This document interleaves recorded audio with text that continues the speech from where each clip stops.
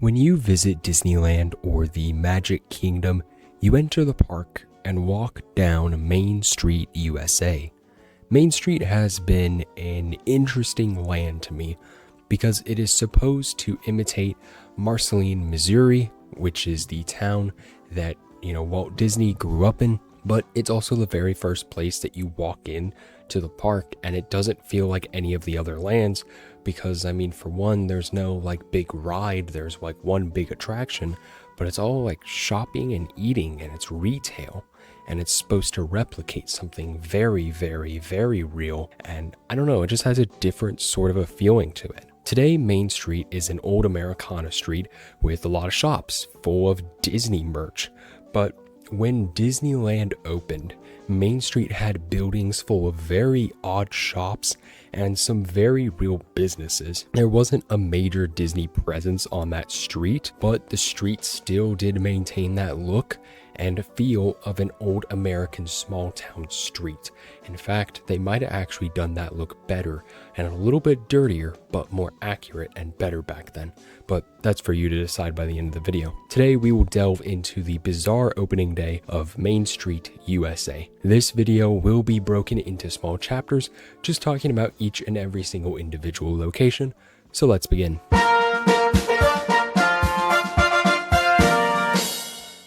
On Main Street, USA, you could do some practical shopping and have practical services such as a bank.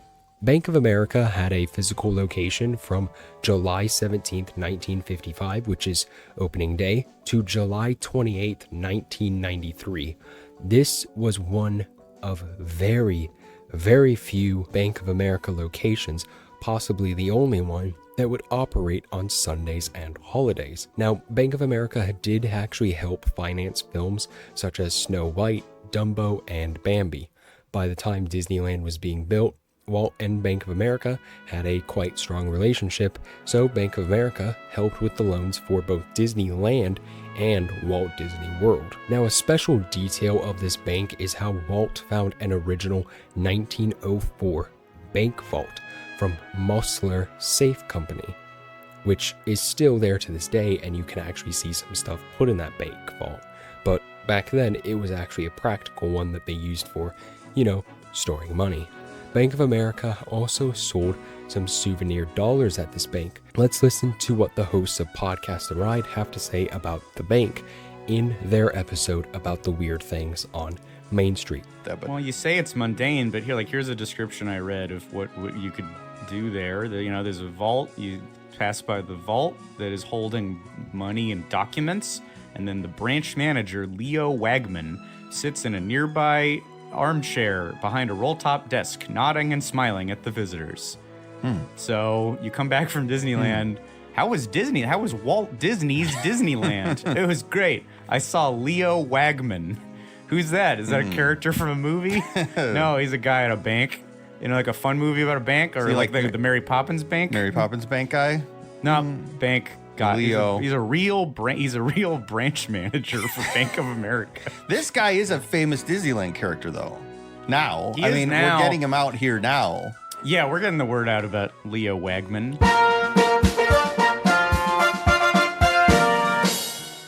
The bandstand was a gazebo that held concerts from the Disneyland Band. Now, before Disneyland even opened, Walt realized that the original location of the bandstand would actually obstruct your view of the castle. Walt had it moved to the hub area entrance between Fantasyland and Frontierland. The bandstand was very, very popular, and in August 1956, Carnation Plaza Gardens was opened to, house more capacity as a sort of dance pavilion. The bandstand was over in 1962, however, because the Jungle Cruise was way too large and the bandstand had no room to stand.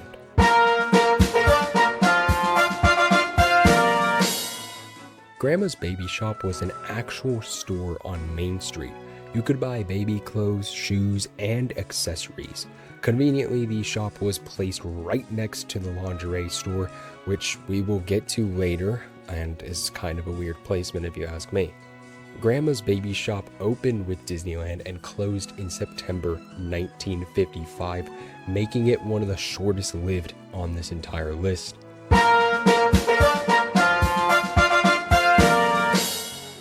The Upjohn Pharmacy was another practical store from opening day. It closed in 1970 and it was one of the first sponsored shops on Main Street. Although the pharmacy wasn't really a real pharmacy, like it had some practicality to it, but it also had a lot of unpractical things or impractical things. You could get vitamins and postcards here, as well as meet 2 actual pharmacists who would answer your questions. And of course, they were on the behalf of the company that was running Upjohn Pharmacy. The shop is described as an exhibit that would display turn-of-the-century medicine and such. Now, this was allowed because Walt was really good friends with Donald S. Gilmore. Gilmore was the chairman of the board and managing director of Upjohn, which would actually become the company known as Pfizer. Now, oddly enough, the shop gave you both free postcards and a free square mini glass bottle containing an orange flavored Unicap vitamins, and inside of the bottle was a red box with the Disney Castle as a white silhouette and a pamphlet giving you the history of the company. This place is really weird. It seemed kind of really like just boring, dry, and like just, I don't know, boring, dry. I guess it's not really practical. They just gave you stuff and it's like a museum exhibit, but from the outside it looked like a real life pharmacy.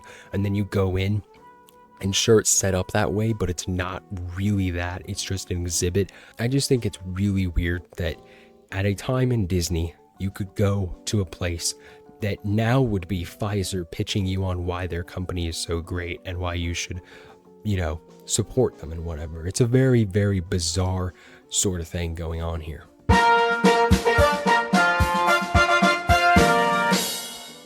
Red Wagon Inn is one of the biggest restaurants on Main Street, or I guess I should say was one of the biggest restaurants on Main Street. Now today we do have the Little Red Wagon, which does pay homage to the Red Wagon Inn. However, it offers way, way different food from what they used to offer, so it's just kind of keeping the name alive and sort of tradition of the opening day Disney as just like a simple homage with a totally different menu, which, as we'll see in a bit, is a great thing. For 10 years, the Swifts Premium Meat Company sponsored the Red Wagon Inn. After the sponsorship ended, the restaurant was turned into Plaza Inn. Now, Walt's wife, Lillian, designed the interior of this restaurant. What makes this restaurant so odd is the menu itself: premium ham steak with a pineapple slice, Swift's premium grilled pork chops with spiced crab apple, premium lamb chops with mint jelly. How about some buttermilk or getting your baby Swift's Meat for Babies? No joke, that is actually what they called it. Swift's Meats for Babies. What meat did babies eat back in 1955, you might ask? Well, they would offer you strained veal, strained beef, and chopped veal. Very bizarre stuff. But best of all, a robbery occurred here, and it's a very oddly, sort of comedic robbery, but I'll let the guys on Podcast The Ride explain the story to you, so take a listen. Heists. There was a heist on Main Street. I'm gonna dive into that story. Oh yeah. Yeah, you ran into this at the restaurant, the Red Wagon Inn. This is now the Plaza Inn, I believe, down at the end of Main Street. And there was a heist there of some kind in 1960. It's a really weird story where a guy at the restaurant was moving money from one place to from the back of the restaurant to what technically the backstage, and then a guy came out. He felt something against his side, and and he had to give the guy the full $10,000 that he had, which seems like that's a lot of money for a Disneyland restaurant to be moving. So, and that was then this became a matter for the Anaheim police, and they're like, and somebody had a gun in Disneyland, and this seems weird, and it's a lot of money. So they talked to the employee again. 2 days later, he failed a lie detector test, confessed, and showed the police where in the women's locker room he hid most of $10,000 and returned it.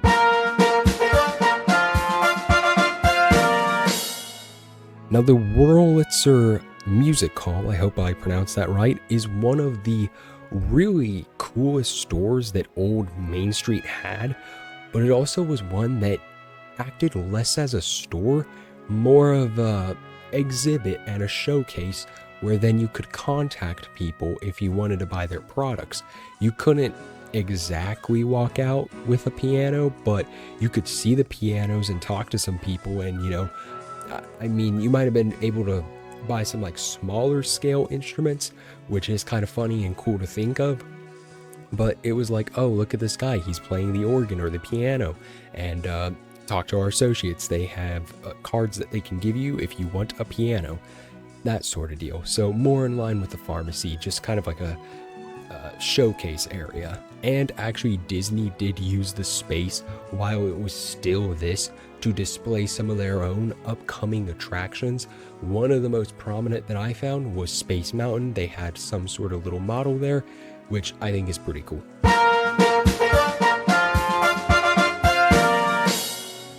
Now, like most of these places, Walt did have a history with some person or corporation that allowed a new store or exhibit on Main Street.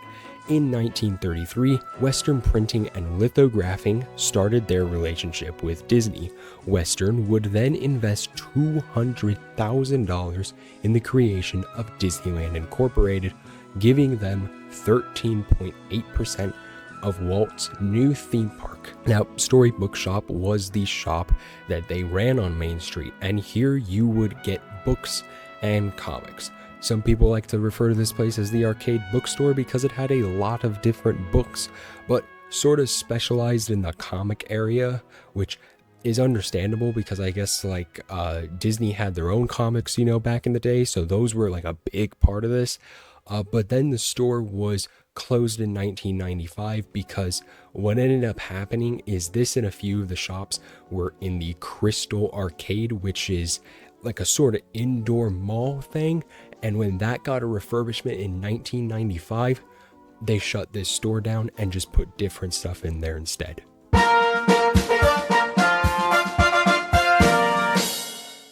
The tobacco store was operational and allowed customers to smoke in the park. Smoking in the park only ended recently in 2019, and even by the time in 2019, if you went to Disney Park, or I guess Disneyland, I don't know if Disney World does this anymore. I think they banned it over there. I'm not sure. Let me know if you guys know that answer. I should have looked that one up. But anyways, if you went to Disneyland by 2019, when they were already saying we're going to cancel it, they already had very specific smoking zones where you had to be like very much so on the outskirts of the park, nearby like no children whatsoever. So it is kind of interesting and weird to see that guests were encouraged to buy tobacco in a store on Main Street, but it's also understandable for the time. But I want you guys to hear this very funny sign being read by one of the hosts of Podcast The Ride. It's a very interesting sign that pitches you on the idea of why the tobacco is so good and why you should buy it. So let's listen to Scott Gardner of Podcast The Ride read the sign aloud in a little comedic bit. But I found a photo from the front door, and the front door had a little poem on it, and just, okay, you'll be able to tell with my voice where the text goes from just black italics to all caps red. I think I'll be able to signal it. So this is what, if you want to buy a pipe at Disneyland, here's what you read at the door. Tobacco is a dirty weed. It satisfies no normal need. It makes you thin. It makes you lean. It's the worst darn stuff you've ever seen. I like it! That's what. Look at this. Look at this. Wait, there's for the listener. I think, Yeah. or the watcher.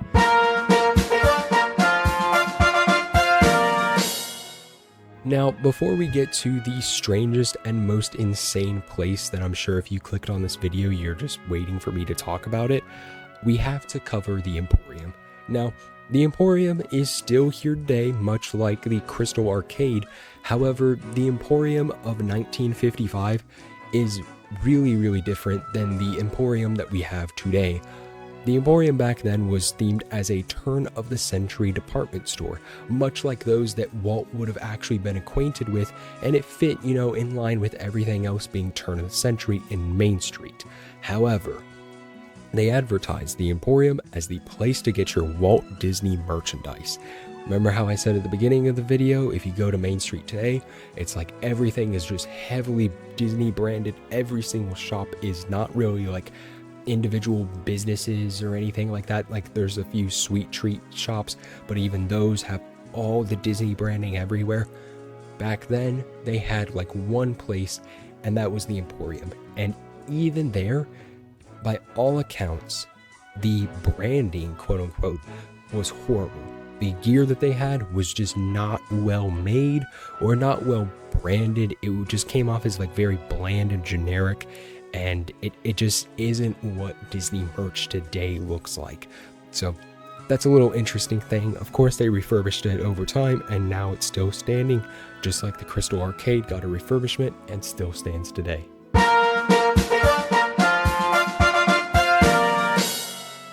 Now, our final store is the Intimate Apparel Shop, which is more so known as the Wizard of Bras. Yes, this is a real name, a real location, and there was a real-life audio animatronic in here, and actually was the very first and most advanced animatronic. However, I don't think that Disney Imagineering made this. From all accounts, it seems like this mascot thing was created by the company because it was a company mascot. Now, yeah, there was a real lingerie store at Disneyland, and Walt allegedly, according to all the accounts, did not like the idea of a corset shop when he was first pitched the idea.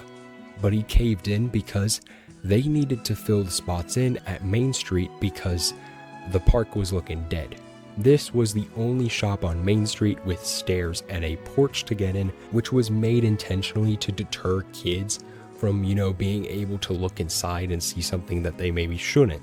So it was a sort of elevated shop, while everything else was just at a ground level. You could just walk right on in, wide open doors. This one, I think, did have a door, maybe closing it, maybe open doors, but it was at an elevated surface that if you passed right by it and you weren't really looking for it, you could probably miss it if you were just trying to get to that castle. Now, like most of the other stores, there's an entire half of the shop that was just an exhibit on the history of undergarments. There were quote-unquote 3D illusion boxes where you would just turn your head and watch these women wearing corsets and pantaloons of their era and change. Depending on where you were looking, you could just see them in the modern era transform or change from their evening wear to a bra and whatever else they had on. It's a really weird thing that Disney allowed. It is absolutely strange. Now, as for the actual Wizard of Bras, we actually get to meet him because he hosts the entire exhibit, or some part of this exhibit. The Wizard was the mascot of the Hollywood Maxwell Company, and this was a big company.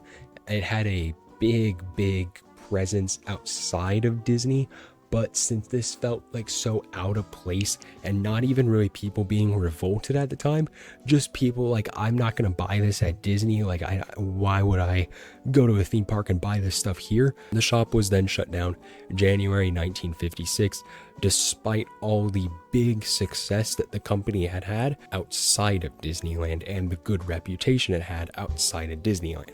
Now, on the episode of Podcast The Ride that I keep on going back to and referencing and playing some audio for you, they actually got a hold of some audio that you would hear in the exhibit. However, the audio is not from our wizard friend. Instead, it's like some other guide that's guiding you through the exhibit and introducing it to you. So let's hear the audio. Some even weirder audio Yeah, that people cannot seem to find. Or it seems like the most I found was this may have been at a print-on-demand kiosks. This was possibly part of when they did, I guess, the 50th anniversary or around then. You could burn a CD. You could pick what tracks you wanted on a CD and burn it. And this might have been one of them. Which could have been like a song from a ride, or it's Grim Grinning Ghost or something, but then it could also be this odd 90-second snippet of the Wizard of Braz show. So this isn't the wizard, let's be clear. She's setting up the wizard. So I don't remember a lot of what this is, but let's just experience it together. Look in the mirror and see the story of fashion. Like all stories, it has two sides. But since fashion is a lady, the world can only know half of it. The truth is that they're on even to in you, ladies, Granny's and your day, secrets. being a doll required a lot of pull. Being a dog. Those 90s were supposed to be gay, but it took a lot of work to be stylish, and most of it was undercover, as this makes clear. There's never been a Needless to say, cheekier Granny's voiceover. secrets were well hidden. Why, she'd turn green with envy if she could see the lift today's girl gets from our low-cut Viet. I want you to pause It's between designed every for wear third word. under a casual sweater or Cheeky deep-throated pauses. shirt. Then for a change of mood, there's the new and intoxicating pink champagne that lends its own sweet shape to you. You see, modern girls have so many fashions to choose from, it takes a wizard to keep them in shape. That's why Hollywood Maxwell designs a bra for every fashion. To see them all, just ask at your favorite store for Hollywood Maxwell, the Wizard of Bras. My favorite store? Favorite store, yeah. My favorite store is Fry's Electronics. I hope you have enjoyed today's video, and if you did, I think that you will really enjoy something really special that is coming to Parks and Popcorn very soon. This Thursday is the 70th anniversary of Disneyland, and I will release an unofficial documentary titled The Miraculous Tale of Disneyland. I hope that you will enjoy that. It's coming out on Thursday. Next Sunday, we're going to have a brand new, just fresh as ever video. This Thursday, we're having the documentary come on in, and it's coming from my production company that maybe some of you guys are familiar with, maybe some of you guys are not, but it's coming from my production company, Anycast Productions. That is the Miraculous Tale of Disneyland here on Parks and Popcorn. I'm excited to share it with you guys on the 70th anniversary of Disneyland. But with that being said, I hope that you've enjoyed today's video. Let me know if you guys have any sort of thoughts or questions on these shops, because to be completely honest, I kind of scratched the surface of the weird stuff because this was only supposed to be opening day shops. There are a lot of other bizarre shops that came in those very early years before Disney tried to clean this place up and make it more like the Disney store stretched out across the street. With that being said, peace out. See you guys next.